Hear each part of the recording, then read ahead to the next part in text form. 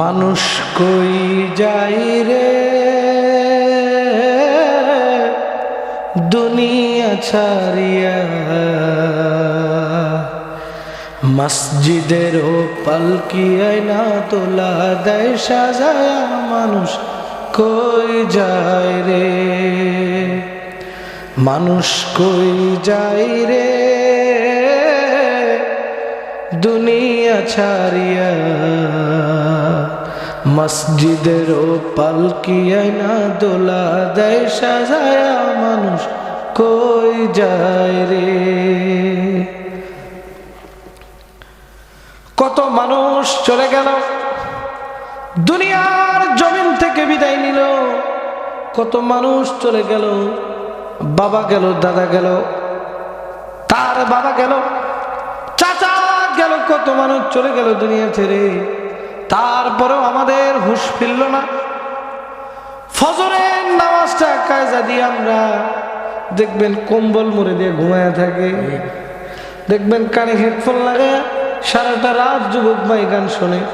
হ্যাঁ যুবক ভাই, একটা বার কি চিন্তা করে দেখেছ রে ভাই, যদি কানের মধ্যে হেডফোন থাকা অবস্থায় তোমার যদি মৃত্যু হয়ে যায়, তুমি যদি আল্লাহ পাক রব্বুল আলামিনের ডাকে সাড়া দিয়ে চলে যাও, তোমার জন্য কেমন হবে ওই কঠিন কবরটা, কেমন হবে কঠিন কবরটা।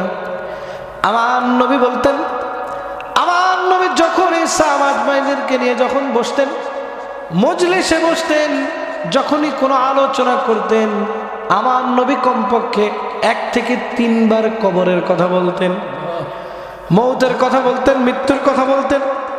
আমার নবী বলতেন, কুল্লু নাফসিন যায়কাতুল মাউত, প্রত্যেকটা নর নারী মাখলুকাতকে এই মৃত্যুর স্বাদ গ্রহণ করতে হবে। আপনারও মরতে হবে, আমারও মারা যেতে হবে। দুনিয়া থাকার জায়গা নয়, থাকার জায়গা নয়। এই দুনিয়ার জমিন কারো জন্য আপন নয়, কারো জন্য আপন নয়। আপনি একজন নেতা, আপনারও কাফনের কাপড় হবে সাদা কালার। আমি একজন বক্তা, আমারও হবে সাদা কালার। একজন জমিদার, এই যে সৈয়দপুরের ভাইরা আজকে মাহফিলে বসেছি, এই সৈয়দপুরের সবচাইতে যে জমিদার, তার কবর হবে 3.5 হাত। আমি বাইজিতের কবর হবে 3.5 হাত। সভাপতি সাহেবের কবর হবে 3.5 হাত। চিন্তা করে দেখেন ভাই, আপনার দুনিয়াতে এত টাকা, এত পয়সা দিয়ে কি হবে? যখন আপনি কবরের জিন্দেগিতে পা রাখবেন, আপনার টাকা পয়সা অর্থ সম্পদের কোনো মূল্যায়ন থাকবে না। মৃত্যু এমন একটা কঠিন জিনিস, এমন একটা কঠিন জিনিস। নবীজি সাল্লাল্লাহু আলাইহি সাল্লাম বলেন, বিভিন্ন কিতাব ঘাটলে দেখা যায় নবীজি সাল্লাল্লাহু আলাইহি সাল্লাম বলেছেন সাহাবা আজমাইনদেরকে, মৃত্যু এমন যন্ত্রণাদায়ক একটা জিনিস। 10টা কিছু কিছু হাদিসে, কিছু কিছু রাতে এসেছে 100টা উটের চামড়া, তাজা উটের চামড়া ছিলে ফেললে যেমন কষ্ট হবে, একটা মৃত্যু ব্যক্তির তার থেকেও বেশি যন্ত্রণা হয়। কবরের জিন্দেগি এত সহজ নয়, এত সহজ নয়। আপনি দুনিয়াতে মারা যাবেন, 100 কোটি টাকা রেখে যাবেন, 1000 কোটি টাকা রেখে যাবেন, আপনার জায়গাটা হবে বাসস্থান হবে, আপনার চিরতরে জায়গাটা হবে বাসতলায়। দেখবেন সবচাইতে নিকৃষ্ট যে জায়গাটা, ঝোড় জঙ্গল কত কি, সেই জায়গাটাই হবে আপনার কবর। এত শত শত কোটি টাকার মালিক, এত হাজার হাজার কোটি টাকার মালিক, তার ছেলে চাকরি করে দেখবেন MBBS ডক্টর, কেউ কেউ ম্যাজিস্ট্রেট, কেউ কেউ বড় বড় অ্যাডভোকেট, অমক তমক। মৃত্যুর সময় এমন একজন ফেরেশতা আসবে, এমন একজন ফেরেশতা আসবে যার কাছে কোনো টাকা অর্থ সম্পদের কোনো মূল্যায়ন থাকবে না। পাক রব্বুল আলামিন বলেন, হে আমার উম্মত, দুনিয়ার জমিনে যেটাই করো না কেন ভেবে চিন্তে কাজ করো। আমি আল্লাহর ইবাদত ছেড়ে দিলাম, আমি আল্লাহর নিয়ামত খাইলাম, সকাল থেকে সন্ধ্যা পর্যন্ত হাজার নয় কোটি কোটি বার নিঃশ্বাস ফালাইলাম। আমি আল্লাহ যদি একটা নিঃশ্বাসের জবাব চাই, উপায় আছে কি আমাদের? কোনো উপায় নাই, কোনো উপায় নাই। কবরের জিন্দেগিতে যাওয়ার আগে, কবরে যাওয়ার আগে হাজার বার ভাবতে হবে, হাজার বার ভাবতে হবে। আল্লাহ পাক রব্বুল আলামিনের কাছে ক্ষমা চাইতে হবে। আমার বাবারা, আমার মা বোনেরা, দেখেন দেখেন কত মানুষ দুনিয়াতে আছে। পেপার পত্রিকায় মাঝে মাঝে দেখা যায়, দেখবেন হাজার কোটি টাকার মালিক লাশটা পড়ে আছে, লাশটা পড়ে আছে। দেখবেন কোনো না কোনো একটা মর্গে, নেওয়ার লোক নাই, সম্পত্তির অভাব নাই, নেওয়ার লোক নাই। এটাই হলো দুনিয়ার জিন্দেগি। শুরুতেই বলেছিলাম, কুল্লু নাফসিন যায়কাতুল মাউত, প্রত্যেকটা মানুষকে মৃত্যুর স্বাদ গ্রহণ করতে হবে।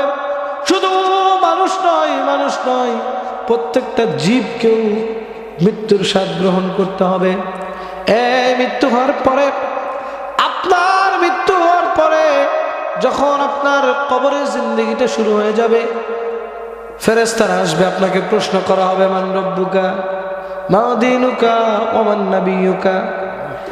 আপনি দুনিয়াতে আমল করলেন না, আপনি দুনিয়াতে ভালো কাজ করলেন না, আল্লাহর ইবাদত করলেন না, সারাদিন সারা বেলা যদি মুখস্থ করে যান, মান রব্বুকা মান নাবিয়ুকা মান দীনুকা, আপনি যতই কোশ্চেন মুখস্থ করেন না কেন লাভ হবে না।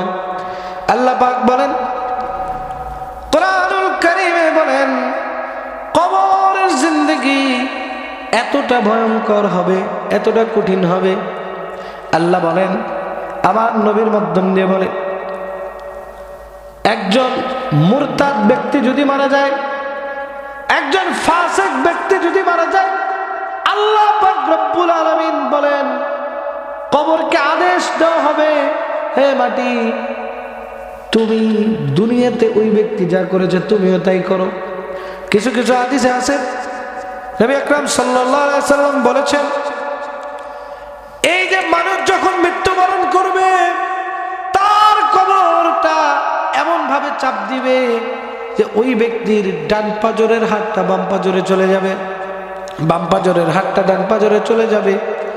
চিন্তা করে দেখেন প্রিয় ভাই, আপনার যদি দুনিয়ার জমিনে একটু হাত কেটে যায়, পা কেটে যায়, কত যন্ত্রণা, মেডিকেলের ডাক্তার কত কি আসে, ওই কঠিন কবরে আপনার জন্য কেউ আসবে না, কেউ আসবে না। এই জন্য প্রিয় ভাই, চিন্তা করতে হবে, কবরের জিন্দেগির জন্য প্রস্তুতি নিতে হবে। যেহেতু দুনিয়া থেকে চলে যেতেই হবে, আমাদের যেটা সঠিক অবস্থান, যেটা আমাদের সঠিক বাসস্থান, সেইটার জন্য প্রস্তুতি নিতে হবে। আজকে এই প্রোগ্রাম থেকে আমরা একটা ছোট্ট আমল শিখে যাব।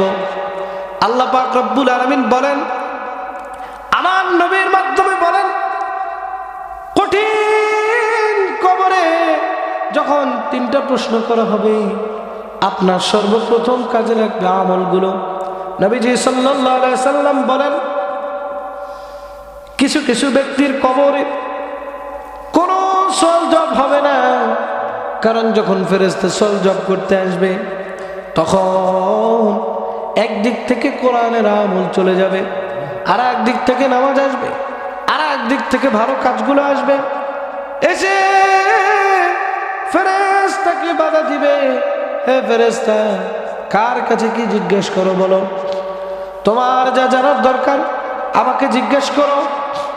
এই জন্য আপনারা যারা জীবিত আছেন দুনিয়াতে, ছোট ছোট আমলগুলোকে আঁকড়ে ধরুন, নবীজির সুন্নাতগুলোকে পালন করুন। আমার নবী বলেন, কঠিন কবরে কোরআনুল কারীমের খতম সব সময়ের জন্য আগে কাজ করবে। এখন ধরেন আমি আপনি যদি একটা কোরআন খতম দিতে যাই, মিনিমাম সময় লাগবে 6 মাস, ঠিক কিনা? আর আমার নবী বলেন, তোমার ছোট্ট প্রত্যেক দিন প্রত্যেক বেলা এক কোরআন খতমের সওয়াব পাওয়া যায়। আপনারা জানেন কি না? বলেন।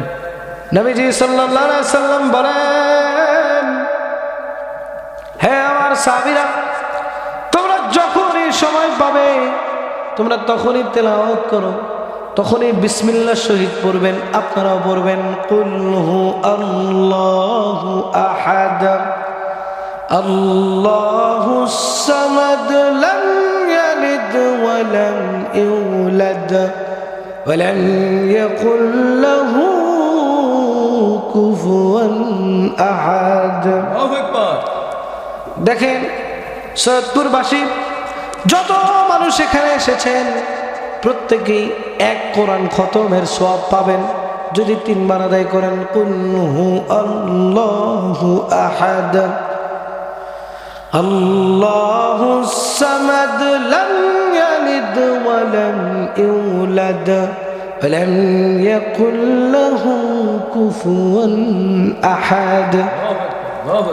আল্লাহর নবী বলেন, তোমরা যারা আছো, হ্যাঁ সাহাবী, হে আমার উম্মতগণ, তোমরা যারা আছো, যদি কোনো বান্দা বিসমিল্লাহ শহীদ 3 বার সূরা ইখলাস পাঠ করে, 3 বার কুল হু সূরা পাঠ করে, গ্রাম্য ভাষায় যারা সাধারণ মানুষ আছেন তারা দেখবেন বলবে কুল হু সূরা, সূরাটার নাম হচ্ছে সূরা ইখলাস। সূরা ইখলাস যদি কেউ 3 বার বিসমিল্লাহ শহীদ পাঠ করে, তাহলে কঠিন কবরে আপনার জন্য এমন সুন্দর একটি আমলে জারিয়া উঠে যাবে, আপনি নিজেও কল্পনা করতে পারবেন না।